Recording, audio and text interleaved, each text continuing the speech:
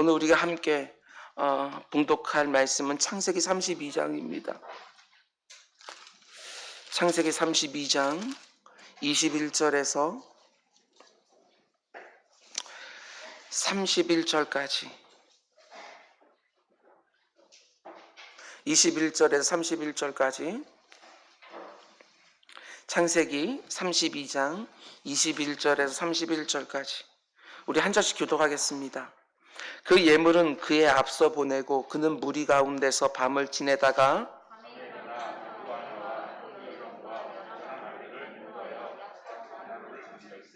그들을 인도하여 시내를 건너가게 하며 그의 소유도 건너가게 하고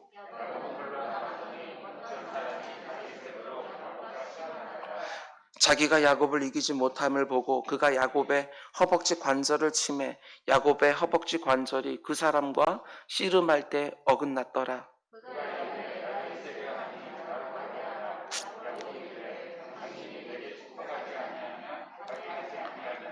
그 사람이 그에게 이르되 네 이름이 무엇이냐? 그가 이르되 야곱이니이다.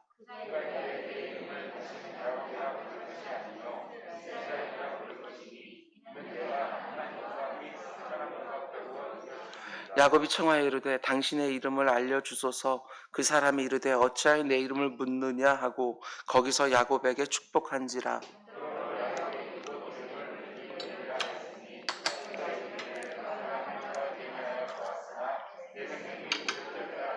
우리 함께 그가 분야를 지날 때 해가 돋았고 그의 허벅다리로 말미암아 절었더라. 아멘. 아멘. 오늘은 히브리서 11장 인물 강의 13번째 시간입니다.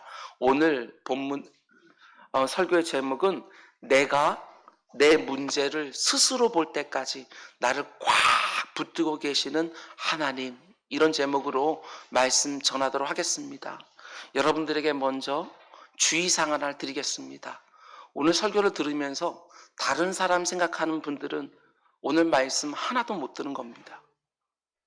오늘 말씀은 모든 분들이 단 한 사람도 예외 없이 나에게 주시는 말씀으로 들어야지만 이 말씀이 의미가 있습니다. 다른 사람들의 생각이 딱 들 때마다 악한 사단마귀가 또 말씀 못 듣게 내 마음을 흐트러 놓는구나, 이렇게 생각하셔야 됩니다. 그래서 오늘 설교 제목도 이렇게 붙여놓았습니다. 내가 내 문제를 스스로 볼 때까지 나를 꽉 붙들고 계시는 하나님. 오늘 설교자로서 저 역시도 마찬가지입니다. 여러분들이 오늘 여러분 스스로의 모습을 제대로 볼 때까지 저 역시 말씀으로 여러분들을 놓아드리고 싶은 생각이 없습니다. 오늘 말씀을 전하는 저 역시 말씀을 준비하면서 수도 없이 저를 봤습니다.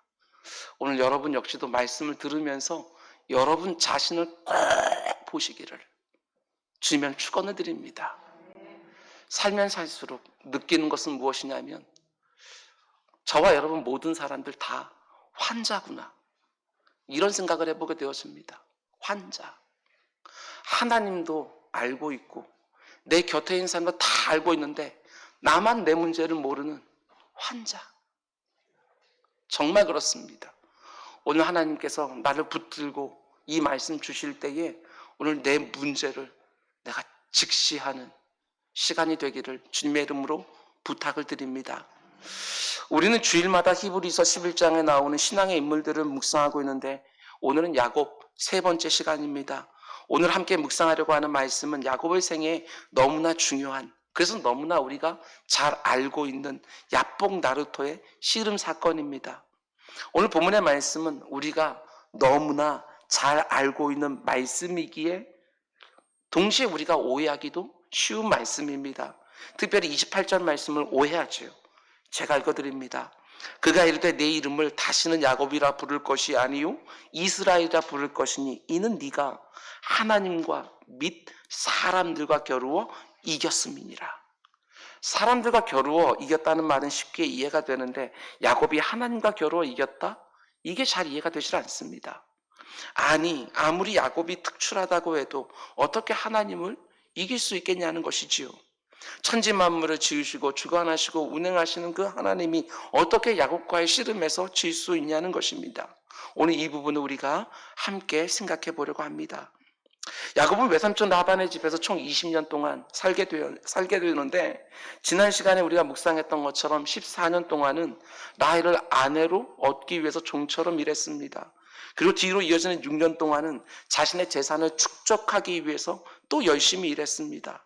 그리고 오늘 본문을 보면 이제 무려 20년 만에 고향 땅으로 돌아가는 것이지요. 20년 전에 지팡이 하나만 딸랑 들고 집에서 도망쳤습니다. 근데 지금은 어떻지요? 아내가 둘입니다. 첩도 둘이지요. 아들은 11명, 그리고 딸은 하나. 그들과 함께 고향으로 돌아갑니다.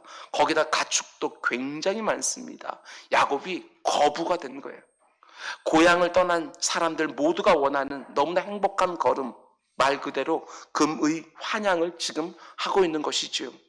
근데 우리가 잘 아는 것처럼 고향으로 돌아가는 야곱의 발걸음이 결코 행복하거나 기쁘거나 즐겁지가 않습니다. 왜 그렇지요? 자기 형 에서를 만날 생각 때문에 그렇습니다. 고향 땅으로 돌아오는 과정도 녹록지는 않았습니다.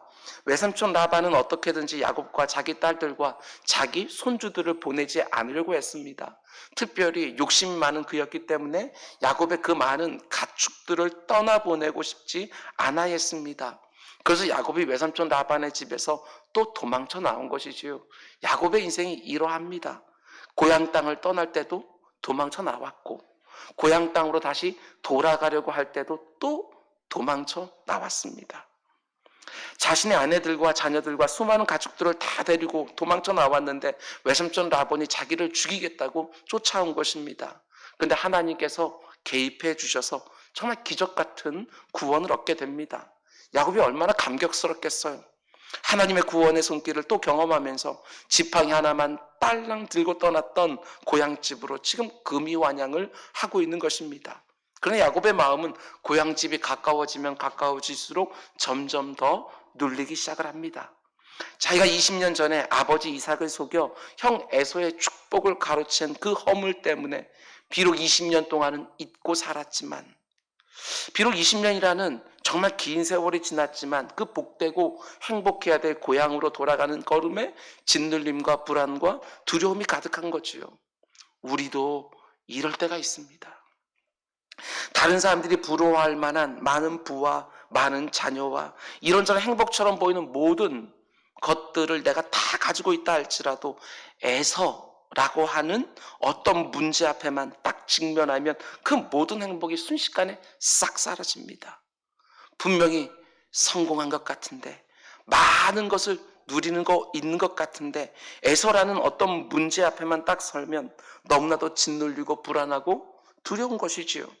그 에서 역할을 하는 것이 무엇입니까?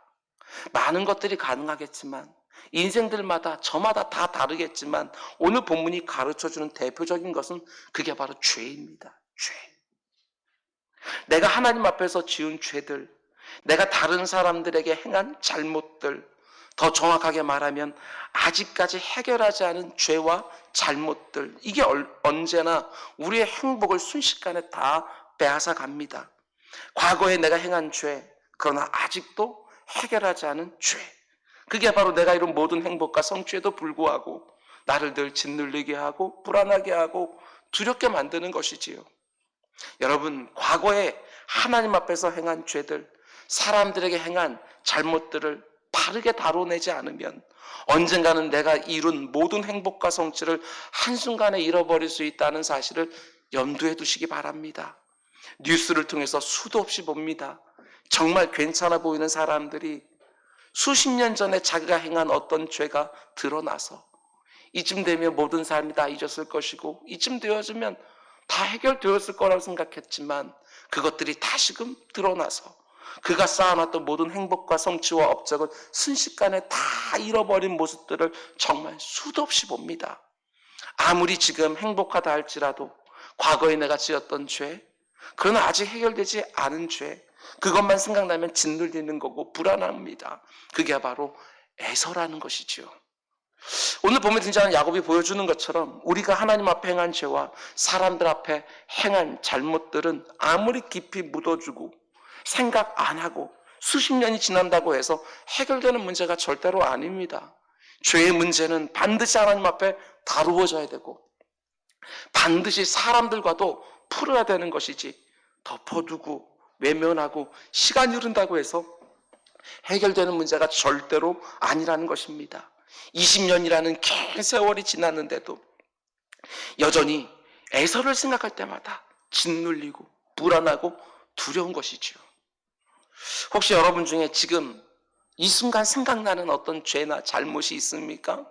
아직까지 해결하지 않은 죄와 잘못들, 그래서 또 이런 설교만 듣게 되어지면 또 생각나서 나를 짓누르고 불안하게 하는 어떤 죄와 잘못들, 그게 바로 내 인생의 애서입니다. 애서. 그 죄를 덮어두고 지나가서는 절대로 안 됩니다. 반드시 다루어서 하나님 앞에 자복하고 반드시 사람과의 관계를 회복하고 지나가야 되는 것이지, 죄의 문제가 시간이 흐른다고 사라지는 게 아니고 덮어둔다고 해서 문제가 안 되는 것이 아니라는 것입니다. 반드시 다루어야 후일 있게 될 짓눌림과 불안과 두려움이 없는 줄 알고 반드시 해결하고 지나가야 내 영혼에 진정한 자유가 있는 줄 알고 다루고 지나가는 용기와 결단이 있기를 주님의 이름으로 축원드립니다. 고향 땅 가나안이 다가오면 다가올수록 짓눌림과 불안과 두려움은 더 심해집니다. 그래서 야곱이 자기가 할 수 있는 모든 노력과 수고를 다하는 거지요. 오늘 본문이 있는 32장 말씀을 전체적으로 다 읽어보면 야곱이 형 에서를 맞을 온갖 준비를 다하는 것을 볼 수 있습니다. 가장 먼저 사람들을 보내서 형 에서의 동향을 살펴보게 합니다. 혹시라도 20년의 긴 세월 동안 형 에서의 마음이 풀려 있을지도 모른다는 기대를 가지고 사람들을 먼저 보내서 동향을 살피게 하지요. 그런데 자기가 보냈던 그 사람들이 돌아와서 전해주는 소식이 뭐냐? 야곱, 지금 당신의 형 에서가 400명의 사람들을 데리고 이곳으로 오고 있습니다. 만일 형 에서의 마음이 다 풀렸다고 한다면 단지 몇 명만 데리고 와도 될 것이고, 아니면 다른 사람들 보내고 집에서 준비하면 될 터인데, 지금 자기 형이 직접, 그것도 400명이나 되는 많은 사람들과 함께 자기가 있는 곳으로 오고 있는 것이지요. 도시국가로 이루어진 그 당시에 400명이면 군대입니다. 군대. 너무나 불길한 소식을 전해 들은 것입니다. 더 짓눌리고 더 불안하고 더 두렵고. 그래서 야곱이 어떻게 합니까? 야곱 특유의 잔꾀를 내기 시작합니다. 자신의 가족들과 종들과 모든 가축들을 둘로 딱 나누어서 자기 형이 한쪽을 치면 다른 한쪽은 살아남을 수 있도록 다 해놓고, 그리고 자기는 하나님 앞에 기도하러 들어가는 것을 보게 되었습니다. 그런데 어떻게 기도하느냐? 하나님께서 베델에게 주셨던 약속들을 붙들고 기도하기 시작합니다. 하나님이 제게 주신 약속들이 있지 않습니까? 내가 아버지 집을 도망쳐 나와서 베델에서 돌베개 베고 잘 때 나로 하여금 편안히 아버지 집으로 돌아오게 해주시겠다고 약속해 주지 않았습니까? 하나님이 지금까지 내게 주신 이 많은 복들을 내 형이 다 뺏어갈까 두렵습니다. 내 생명과 내 가족들과 내 재산을 지켜주십시오. 이런 식으로 하나님이 주신 약속의 말씀을 붙들고 야곱이 기도한 것입니다. 그런데도 야곱의 마음이 여전히 짓눌리고 불안하고 두렵지요. 그래서 어떻게 하느냐? 또 잔꾀를 냅니다. 굉장히 많은 가축들을 지금 자기에게 오고 있는 형 에서에게 예물로 보냅니다. 그런데 한꺼번에 다 보내는 것이 아니라 여러 개로 쪼개서 차례차례 보내지요. 왜 이렇게 하겠습니까? 그것은 자기 형 에서의 마음을 최대한 달래고 난 다음에 자기가 만나기를 원하는 것이지요. 근데 문제가 뭐냐면, 그래도 자기 마음속에 있는 짓눌림과 불안과 그 두려움이 사라지질 않아요. 그래서 어떻게 합니까? 이번에는 자기 가족들을 먼저 보냅니다. 자기 아내들과 첩들과 자녀들과 남은 모든 가축들을 데리고 야곱이요 야복강을 갖다가 같이 건너가요. 그리고 그 가족들을 먼저 보내고 자기는 다시 야복강을 건너서 돌아와서 지금 야복 나루터에 있는 것이지요. 야곱의 모습을 상상해 보십시오. 지금 자기 곁에 아무것도 없습니다. 20년이 지났는데 고향 땅을 맨 처음 도망 나왔을 때처럼 딸랑 지팡이 하나 딱 들고 홀로 그 밤을 마치 베델에서 보냈던 것처럼 지금은 분이엘에서 보내고 있는 것이지요. 이게 바로 오늘 우리가 묵상하려고 하는 야복 나루 사건의 배경입니다. 여러분, 그런데 야곱이 야복강가에 혼자 머물러서 수많은 상념과 두려움이 가득한 밤을 보내고 있을 때 어떤 일이 생기느냐? 24절, 야곱은 홀로 남았더니 어떤 사람이 날이 새도록 야곱과 씨름하다가, 이게 그 상황을 추적해 놓아서 우리가 어떤 의미인지 잘 모르겠지만 그 분위기를 상상할 수 있습니다. 갑자기 신원을 알 수 없는 어떤 사람이 나타나서 야곱에게 시비를 걸어왔던 것 같습니다. 그래서 야곱이 그 사람과 밤이 새도록 씨름을 하는 것이지요. 우리나라 사람들이 생각하는 삿발을 잡고 넘어뜨리는 그런 씨름이 아닙니다. 생사를 걸고 마치 검투사들이 하는 것처럼 엎치락뒤치락 하면서 상대방을 제압하려고 하는 몸싸움을 하는 것이지요. 그런데 야복 나루터에서 야곱과 씨름한 사람이 누구입니까? 우리가 다음 시간에 보겠지만 야곱이 그 신원 미상의 사람이 떠난 다음에 그 장소의 이름을 뭐라고 부르느냐? 30절입니다. 그러므로 야곱이 그곳 이름을 브니엘이라 하였으니 그가 이르기를 내가 하나님과 대면하여 보았으나 내 생명이 보존되었다 함이더라. 그 장소의 이름을 브니엘이라고 짓는데 그 뜻이 뭐냐? 하나님의 얼굴이요. 하나님이 직접 나타나셨다, 그게 아니고 하나님께서 자신의 사자를 보내신 것이지요. 아무것도 모르고 시작한 씨름이었지만 씨름을 하면서 야곱이 깨달은 것이 무엇입니까? 이분은 하나님의 사자구나, 하나님이 보낸 사자구나, 그걸 깨닫게 된 거예요. 그러니까 야곱이 지금 야복 나루토에서 누구와 씨름을 시작한 것입니까? 하나님의 사자와 밤이 새도록 씨름을 하고 있는 거예요. 밤을 꼬박 세우면서 하나님의 사자와 씨름을 하고 있는 것이지요. 그런데 놀라운 것이 무엇입니까? 25절 말씀 보면 하나님의 사자가 이렇게 말합니다. 자기가 야곱을 이기지 못함을 보고. 이게 말이 잘 안 되는 거예요. 이 부분 우리가 주의해서 봐야 됩니다. 하나님의 사자가 야곱을 이기지 못했다.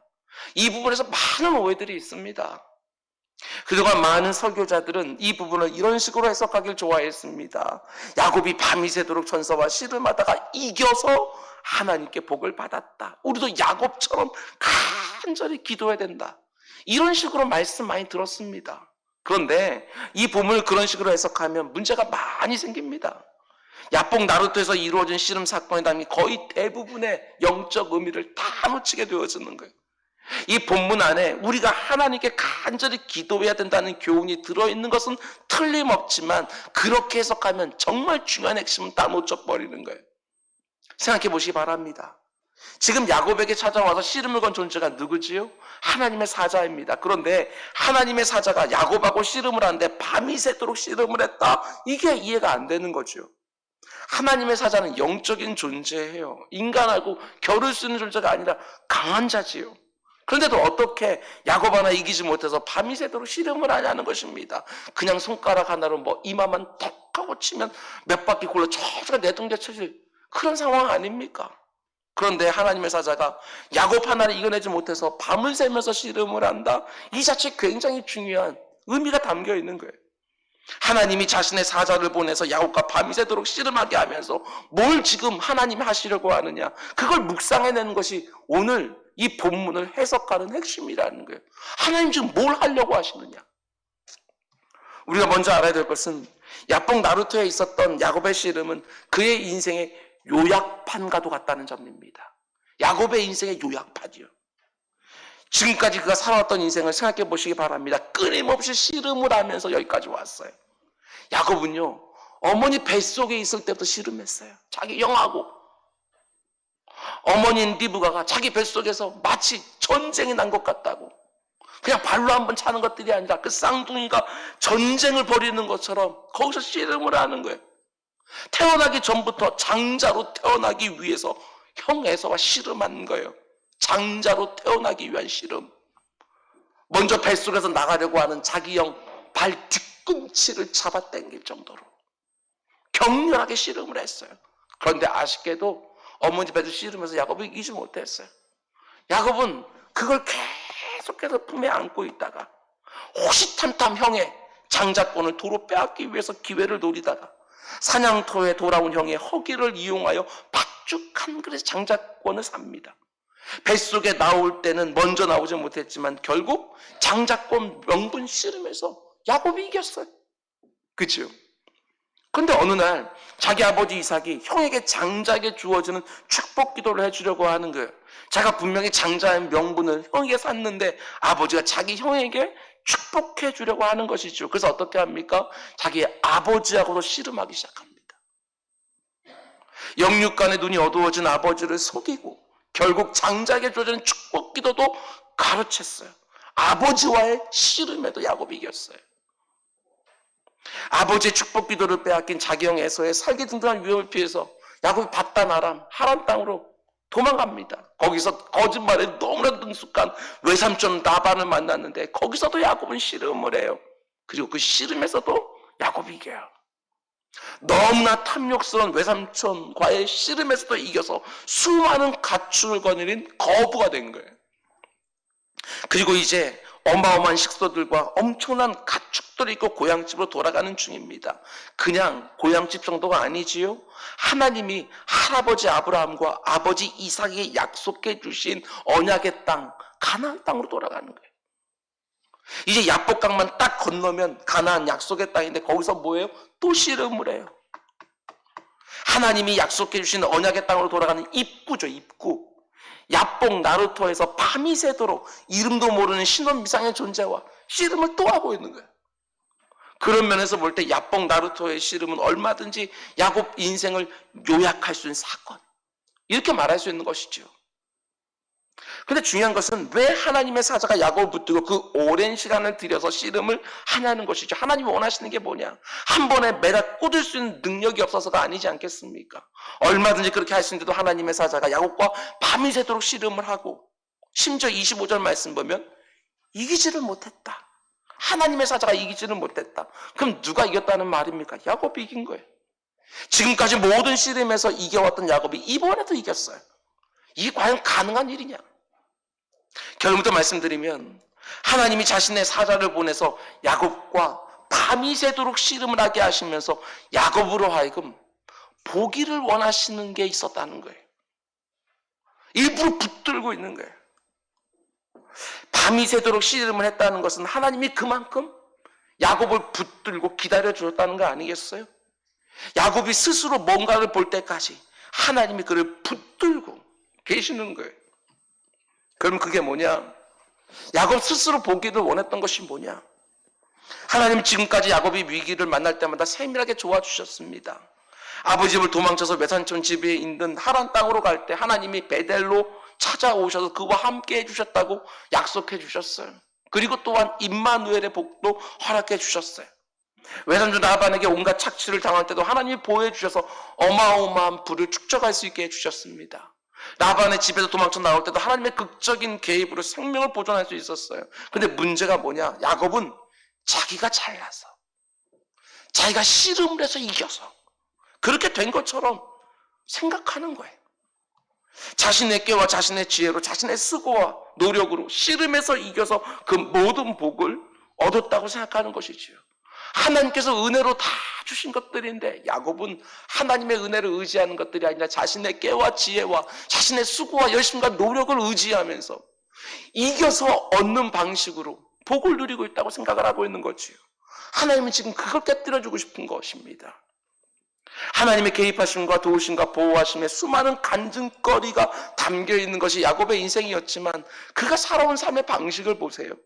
하나님의 도우시는 역사는 자기 인생 곳곳에 분명히 드러나지만 야곱은 여전히 인간적인 실수와 방법에 능한 사람입니다. 형과의 씨름에서 이기고 아버지의 씨름에서 이기고 외삼촌과의 씨름에서 이기고 심지어 오늘 본문에서는 누구하고 씨름에서 이기고 있어요? 하나님의 사자와의 씨름에서 또 이기고 있는 거예요. 근데 얼마든지 야곱을 매다 꽂을 수 있는 하나님의 사자가 야곱을 붙들고 밤이 새도록 오랫동안 씨름하는 이유가 무엇이냐? 잘 들으시기 바랍니다. 이제 야복 강만 딱 건너면 하나님의 언약이 주어져 있는 약속의 땅 가나안이에요. 우리로 말하게 되었지만 우리들의 본향 천국이지요.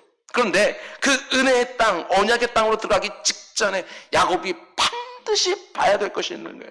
하나님이 반드시 보여주고 싶은 것이 있는 거예요. 그게 뭐냐면 지금까지 야곱의 인생에 수없이 많은 하나님의 은혜가 있었는데 수없이 많은 하나님의 도우심이 있었는데 여전히 야곱에게 치명적으로 부족한 것이 뭐냐? 하나님 앞에서 내가 얼마나 초라한 인생인지 그걸 도무지 못 보고 있어요. 얼마나 엉터리 나는, 얼마나 추악한 냄새가 나는 죄인인지 그걸 아직도 못 보고 있는 거예요. 하나님의 은혜는 계속 부어주고 있고 하나님의 도우심은 여전히 부어주고 있는데 여전히 자기가 잘난 줄 알아요. 자기가 맞는 줄 알아요. 언제나 씨름에서 이기는 강한 자라고 생각하고 있는 거예요. 그래서 하나님이 가나안 땅, 언약의 땅에 이대로 못 들어간다고. 그래서 들어가기 직전에 야곱을 딱 붙잡고 하나님의 뜻을 이루어가는 것이지요. 먼저 사용한 도구가 무엇입니까? 그게 바로 에서입니다. 에서. 그의 인생 가운데 에서를 딱 세워놓고 내가 하나님의 은혜가 없으면 얼마나 초라한 인생인지 그걸 보여주는 거예요. 그 에서를 통해서 야곱이 이때까지 씨름에서 이겨서 쌓아놨던 모든 것들이 한순간에 싹 사라지고 또 지팡이 딱 하나 들고 혼자 야복강가에 그 혼자 있는 그 모습을 보세요. 지금까지 만난 모든 사람들과 씨름을 하고 싸워왔어요. 그리고 다 이겼어요. 하나님의 수많은 은혜와 도우심을 경험하고 있으면서도 그 속 사람은 여전히 터뒤바뀌면서 하나님이 그 믿음의 감은 할아버지를 맨 처음에 볼 때 너는 복이 될지어다. 이 사명은 다 사라져버리고 그 사명과 전혀 어울리지 않는 삶을 지금까지 살아오는 거예요. 다른 사람들을 이겨서 다른 사람들이 어찌 되든지 말든 내가 복을 얻는 방식으로 끊임없이 살아가는 거예요. 혹시 우리 가운데 속에 지금까지 이런 방식으로 살아오신 분이 계신지 모르겠습니다. 그분이 야곱인 거예요. 하나님이 그런 삶은 아니라고, 하나님 사람은 그렇게 사는 게 아니라고 이번에는 자신의 사자를 보내서 그걸 스스로 깨닫게 하시려고 하시는 것이지요. 그런 면에서 볼 때 야곱이 지금 당장 해결된 문제는 에서가 아닙니다. 에서가 문제가 아니라 자기 자신이 문제예요. 자기 자신이. 에서는 하나님이 사용하는 도구일 뿐이지 하나님이 에서에 관심이 있는 것이 아니라 야곱에 관심이 있거든요. 에서를 사용해서 야곱에게 하나님이 정말 원하시는 게 뭔지를 보여주고 싶은 거예요. 하나님은 20년 전에 에서와에게 있었던 사건을 이용해서 야곱이 너무나 두려워하는 자기 형 에서를 중요한 도구로 사용해서 야곱을 바꿔내려고 하시는 것입니다. 하나님이 원하시는 삶의 방식으로 야곱이 쑥 들어오도록 그 씨름을 통해서 원하고 있는 거예요. 하나님은 지금까지 야곱의 인생을 정말 복되게 해주셨습니다. 그런데 야곱은 그 복을 받은 사람으로서 아직도 복의 통로가 되기를 원하는 하나님의 뜻 안으로 들어오지 못하고 있는 거예요. 남을 축복하고 다른 사람들을 복되게 하지 못하고 있는 것이지요. 형을 속이든지 아버지를 속이든지 외삼촌을 속이든지 어떻게든지 복을 내 손에 쥐기만 하면 되는 것처럼 여전히 남을 복되게 하는 사람이 되지 못하고 있다는 것입니다. 이렇게 말할 수 있습니다. 하나님이 자신의 사자를 보내서 야곱을 오랫동안 붙들고 계시면서 원하시는 것이 뭐냐? 야곱이 모든 문제의 근원이 되고 있는 자기 자신의 실상을 보는 눈이 열리길 원하는 거예요. 내 자신의 문제를 보는 눈이 열리길 하나님께서 원하는 거예요. 그걸 붙들고 밤새도록 계시는 거예요. 그 눈이 떠지도록.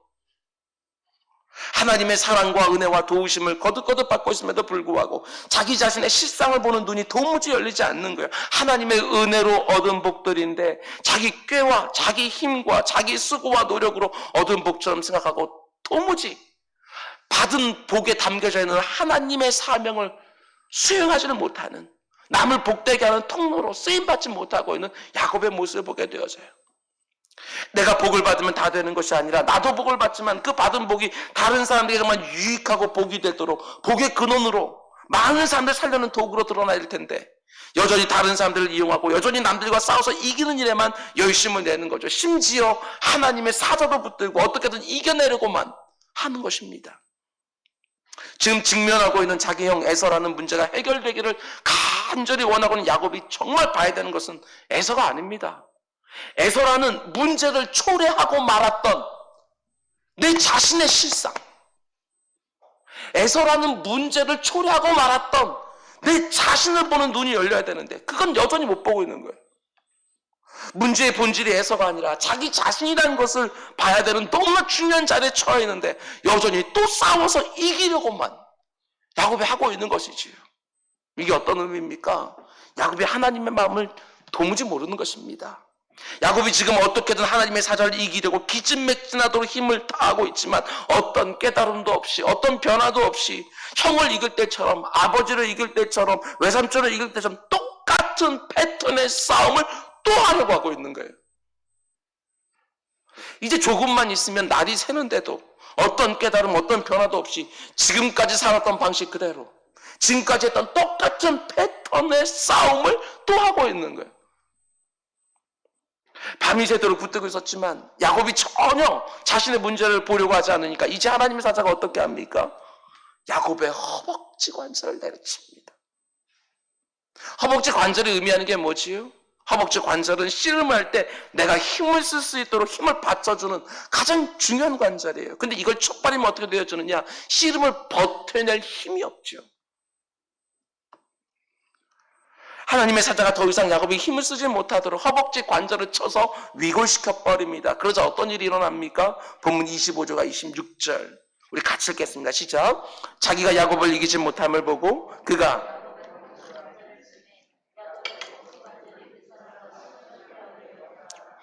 이르되 날이 세려하니 나로 가게 하라.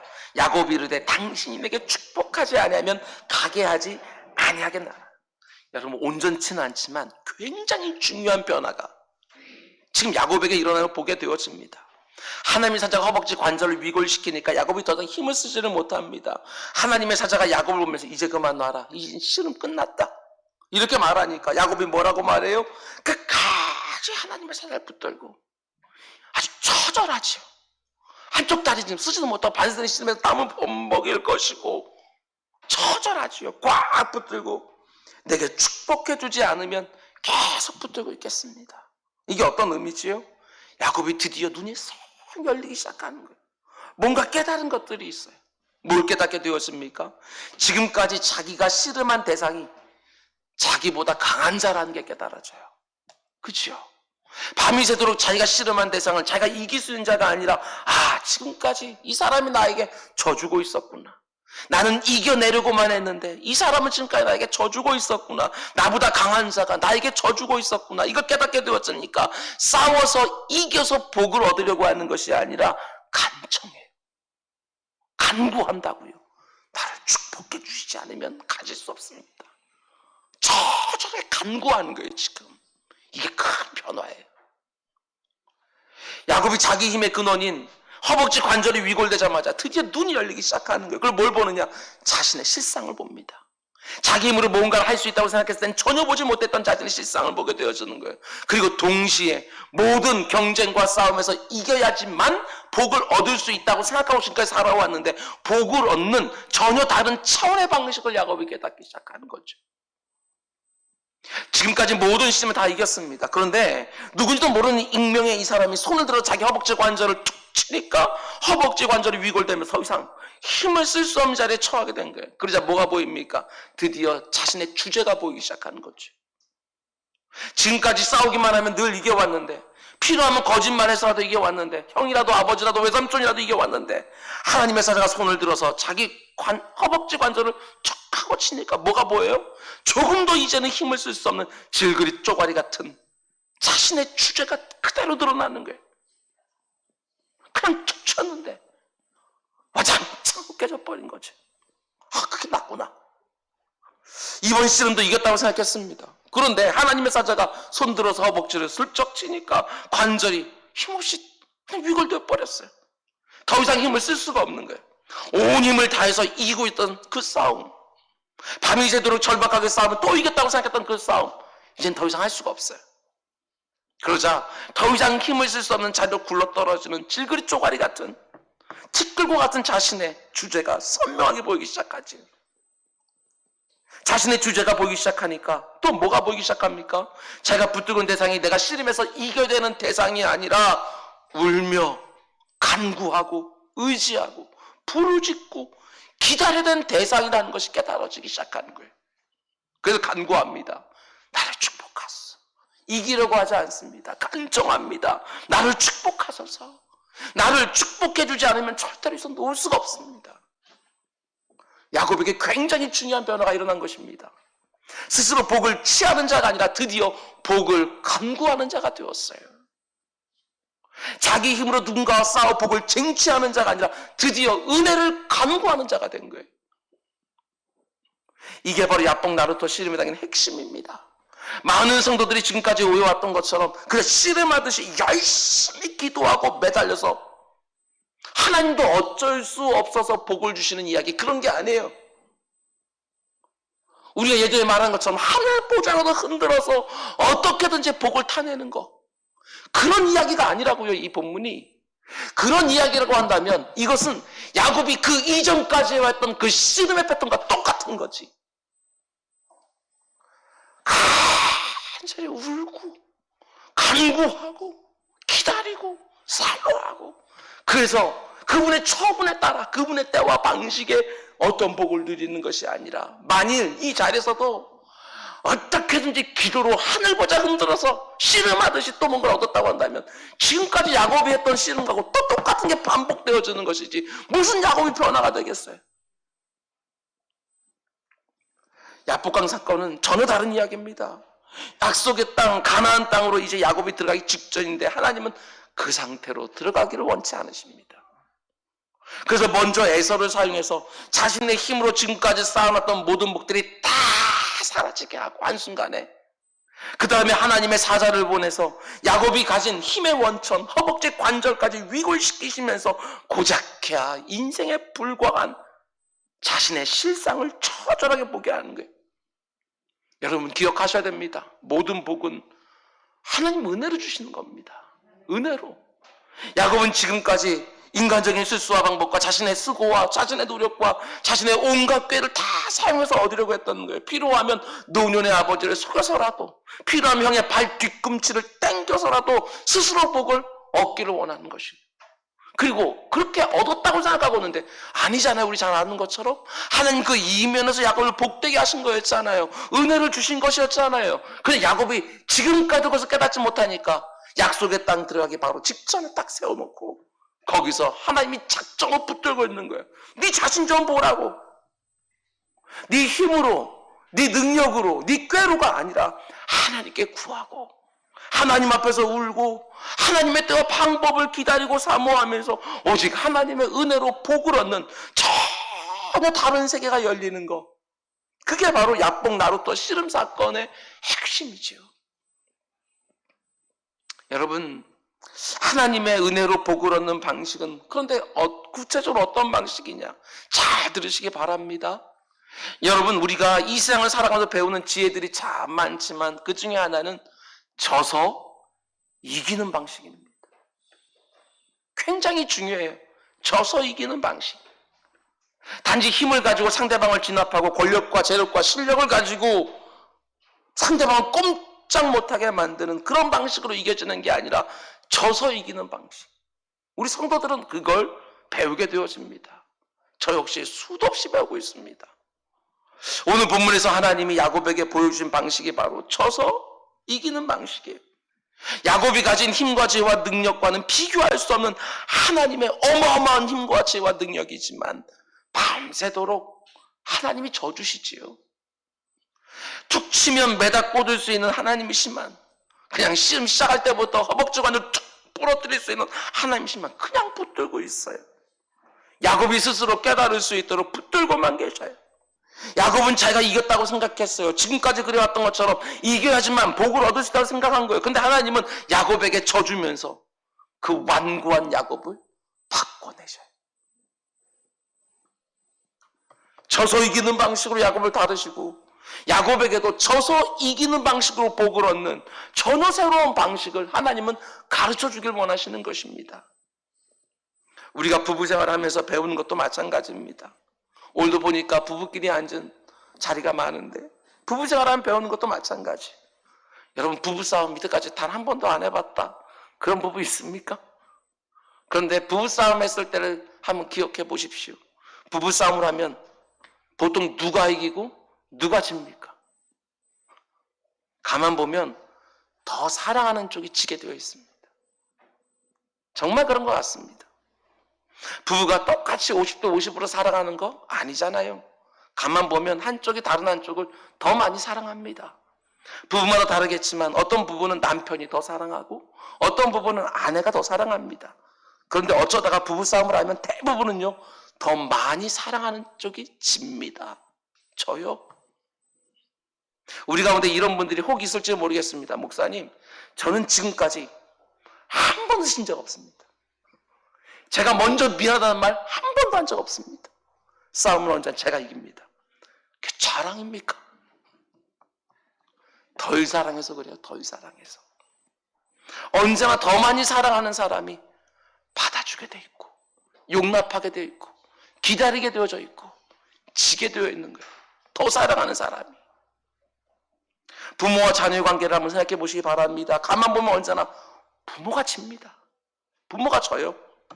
지가 잘못해놓고 또, 우리 다 부모들이니까, 우리 저 딸내미 있어서 그렇지만, 지가 잘못해놓고 밥 안 먹으면 부모가 집니다. 지가 분명히 잘못했어요. 그래도 혼을 작정하고 내면 집 나간다고 막 협박을 해요. 그러면 한 번씩 부모도 화나잖아요. 나가라, 야, 나. 누구 나가? 그런데 진짜 집 나가면 부모가 곧바로 집니다. 언제나 더 사랑하는 쪽이 지게 되어 있어요. 명확합니다. 그런데 여러분 잘 들으셔요. 져서 이기는 방식, 그게 바로 십자가 복음의 핵심이에요.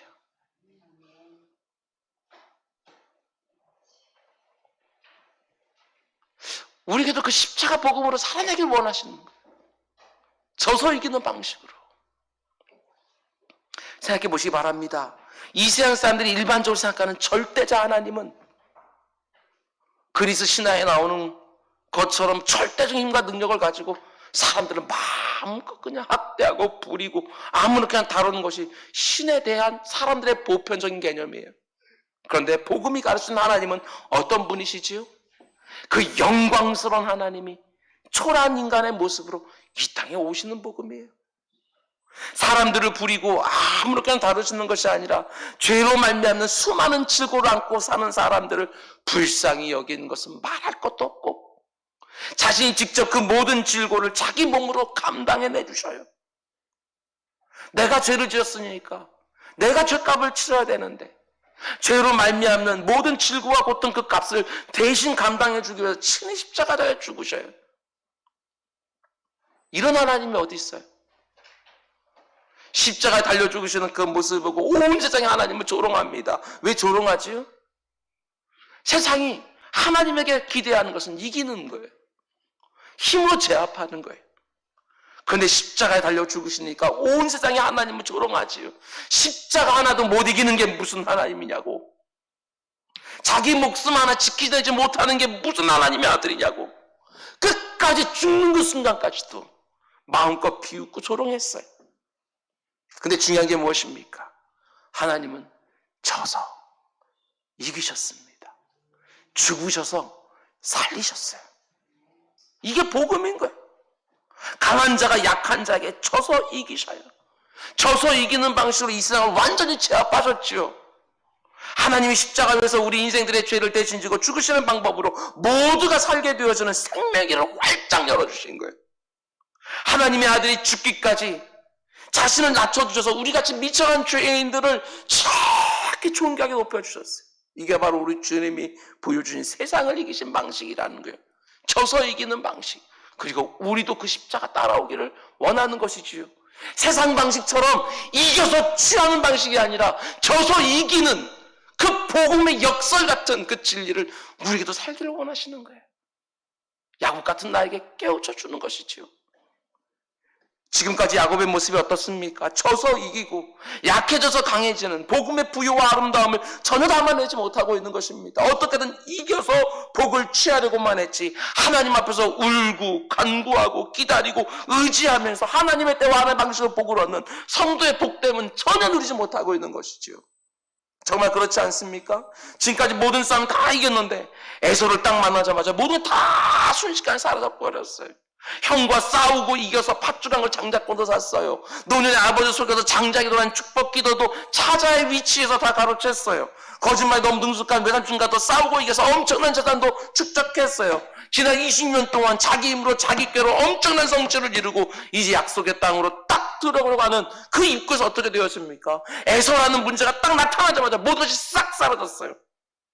그 허망한 마음을 가지고 야복강가에 홀로 밤낮고는 야곱에게 하나님이 자신의 사자를 보내서 씨름을 하게 하심으로 뭘 하려고 하십니까? 한마디로 성도가 가지고 있는 본연의 아름다움이 뭔지 그걸 가르쳐주고 싶은 거예요. 단지 복을 많이 받아서 내가 하나님한테 잘 되는 그 정도가 아니라 성도에게 진짜 행복이 무엇인지, 어떻게 사는 것이 진짜 잘 사는 것인지 하나님은 그걸 가르쳐주고 싶은 거예요. 하나님의 관심은 철저하게 야곱 자신에게 있었어요. 야곱이 자식을 얼마나 많이 낳는지, 돈을 얼마나 많이 벌는지, 야곱이 복에 받는 것은요, 하나님의 부차적인 작은 관심사고, 하나님의 가장 큰 관심사는 야곱 자신이었거든요. 야곱이 뭔가를 많이 쌓아놓아서 복 있는 사람이 되는 것이 아니라 야곱이 복이 되길 원했던 거예요. 그래서 가는 곳마다 사람들을 살려내고 복되게 하는 것이 하나님이 그를 복되게 하시는 진짜 목적이에요. 야곱 자체를 바꿔내는 거, 이게 하나님의 관심사였다고요. 근데 지금 야곱은 어떻습니까? 하나님의 복은 수없이 많이 받았지만 조금도 변하지 않았어요. 여전히 그 속사람이 세상과 방불해요. 어떻게 해서든 자신의 욕망을 반드시 관철시켜야 되고, 어떻게 해서든 자기가 옳다고 생각하는 것은 반드시 주장해야 되는 거예요. 상대가 형이든 아버지든 외삼촌이든 심지어 하나님의 사자, 아니 하나님까지도 반드시 이겨내야 내가 복된 삶을 살 수 있다고 생각하는 것이지요. 그런데 모든 싸움을 가능하게 했던 허벅지 관절 딱 위골되면서 뭐가 보여요? 모든 복의 근원이신 하나님께 간구하고 하나님을 의지하고 하나님을 기다리고 하나님을 사모하다가 하나님의 은혜로 복을 주셔야만 복을 받고 누리는 인생이라는 것이 드디어 보이기 시작하는 거예요. 약한 것이 정말 강한 것이고, 지는 것이 참되게 이기는 것이고, 죽어야 비로소 다시 살게 되어지는 복음의 참된 속성 속으로 쑥 들어오게 되어지는 놀라운 경험을 하게 되는 것이 바로 야복 나루토의 씨름 사건인 거예요.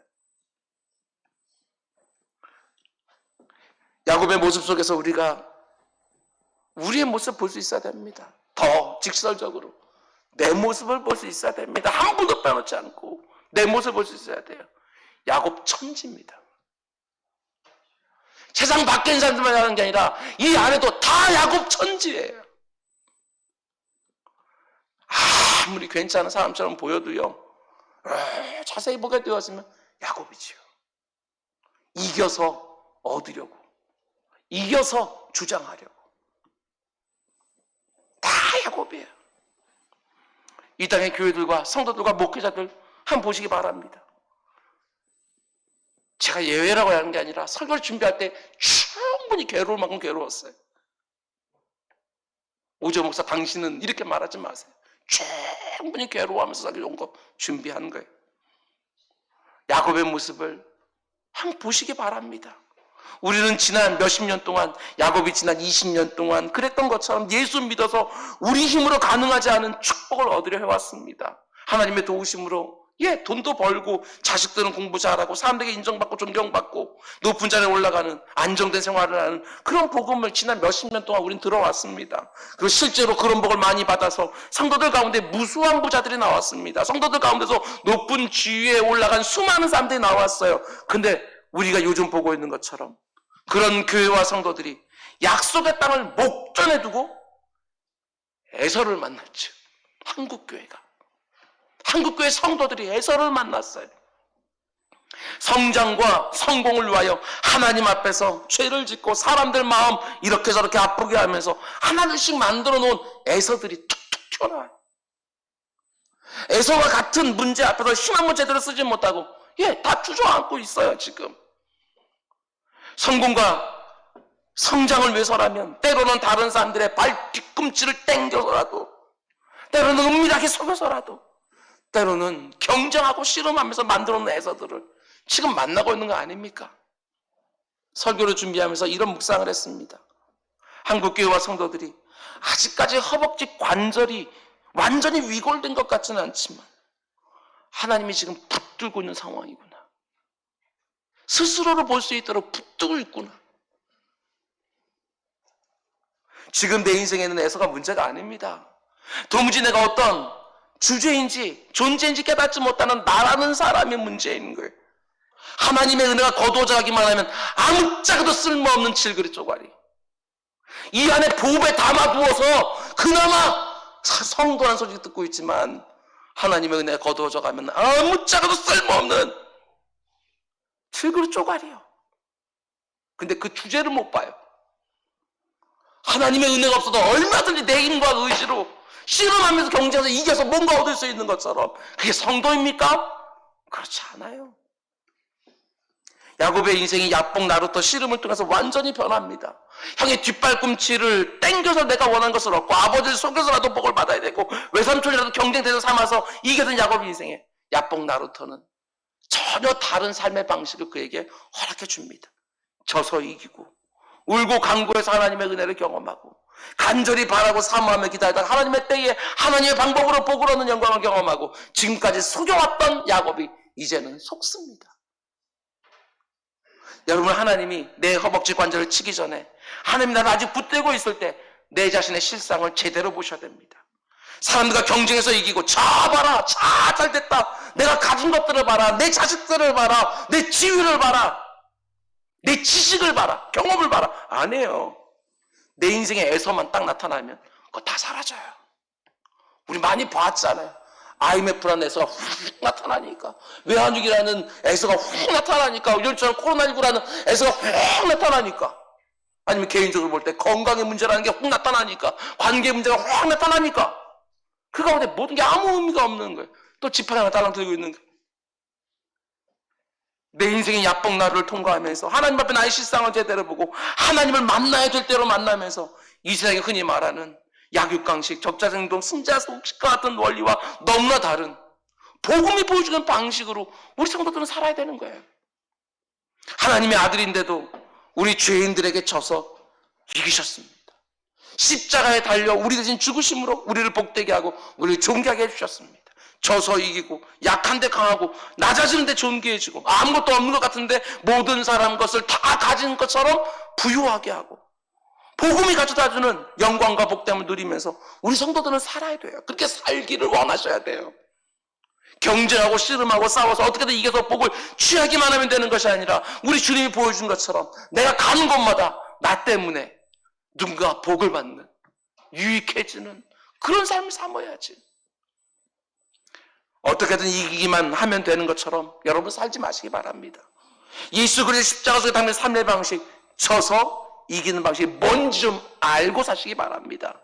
내 힘과 지혜와 능력으로 다른 사람과 경쟁하고 씨름하고 싸워서 이기는 방식으로만 복을 누리는 것이 아니라 하나님 앞에서 좀 울고,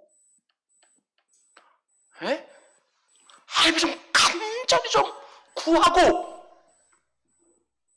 새벽에 아주 밤늦게까지 내가 수고하고 노력해가지고 아무리 많은 걸 쌓아도 애써 놔두면 싹 아무 소용 없다니까요. 하나님의 방법과 때를 좀 의지하고 사모하고 하나님의 방식으로 하나님이 주시는 복을 참되게 누리는 것이 바로 성도죠. 다음 주일에 우리가 좀 더 보겠지만 야곱이 다리를 저는데 해가 찬란하게 떠올라와요.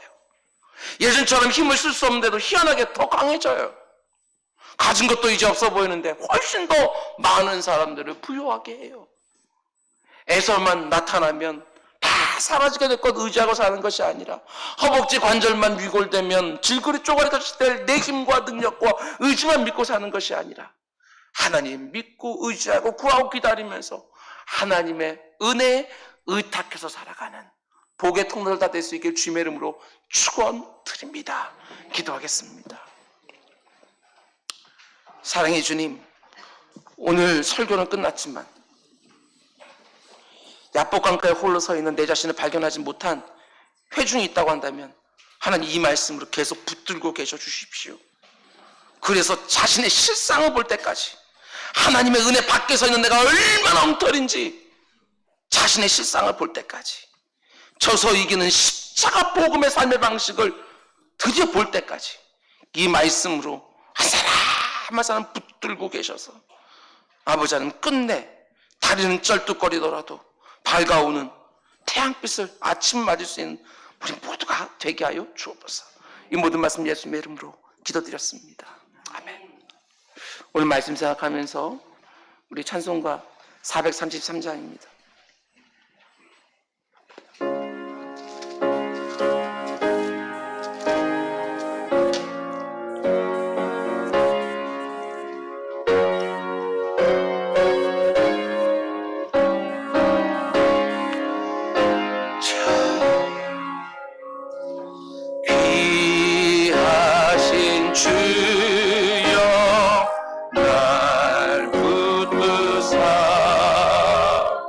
주께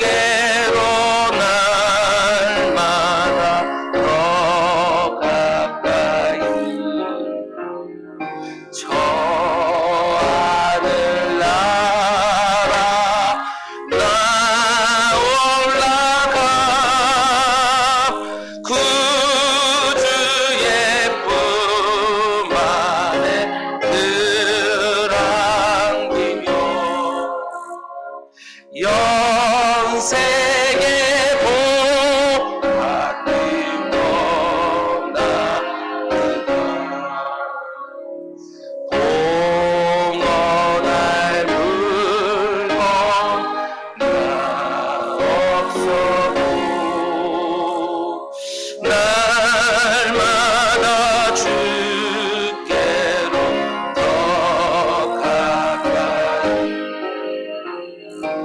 내 죄를 주께 다 고하리.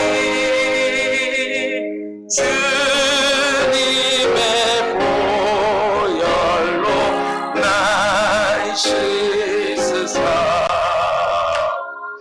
눈보다 더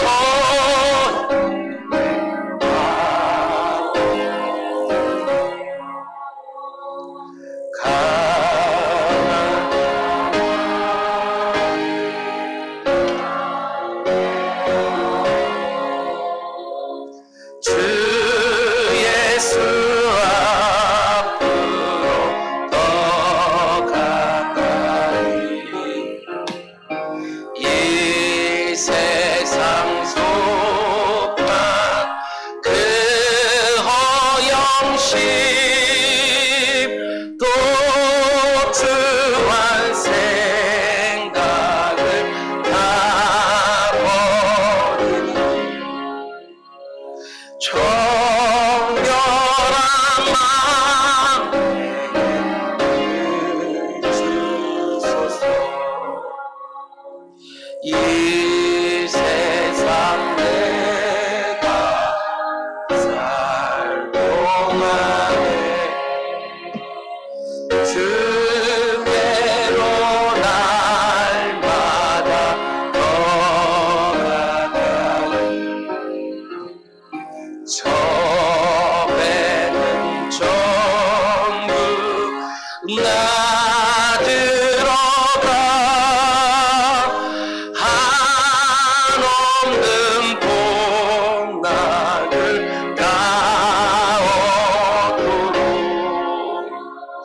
풍성한 은혜를 주옵소서. 아멘. 광고 말씀드리겠습니다. 주보를 참고해 주시기 바랍니다. 오늘 11시 예배 이후에 지난주에 광고해 드린 것처럼 임시 재직회가 있습니다. 다른 중요한 내용들이 아니고 코로나로 인해서 지난 거의 3개월 동안 모든 것들이 다 비상식이었는데 그동안 교회를 어떻게 목회하고 운영을 했는지, 그리고 우리 다음 세대는 어떻게 양육을 했는지, 그런 것들을 여러분들에게 우리 교육자 중심으로 좀 보고를 드리려고 하고, 그리고 또 앞으로 목회를 어떻게 하고 교육을 어떻게 할지 또 교육자들이 나와서 보고를 하는 그런 임시재직회를 좀 가지려고 합니다. 그리고 또 앞으로 어떻게 하나씩 예배를 다시금 회복해 나가야 될지, 흩어져 있는 성도님들이 어떻게 또 한 자리에 모일 수 있는지 서두르지는 않지만 그러나 우리 모두의 또 의견들도 좀 경청해서 우리 교육자들 그리고 당의원들이 참고할 수 있도록 좀 의견들을 좀 얘기해 주는 그런 시간들로 좀 듣도록 하겠습니다. 여러분들 많이 좀 참석해 주시기를 부탁을 드리기 바랍니다. 동영상으로 하고 싶지만 그렇지만 또 우리 교회에 있는 일들인데 또 그것이 유튜브에 올라가는 것이 마음에 제가 편치는 않습니다. 그래서 다 오진 못하겠지만 있는 분들이 와서 잘 들으시고 못 오신 분들에게 전달해 주시는 방식으로 재직회를 하려고 합니다. 그리고 오늘 어버이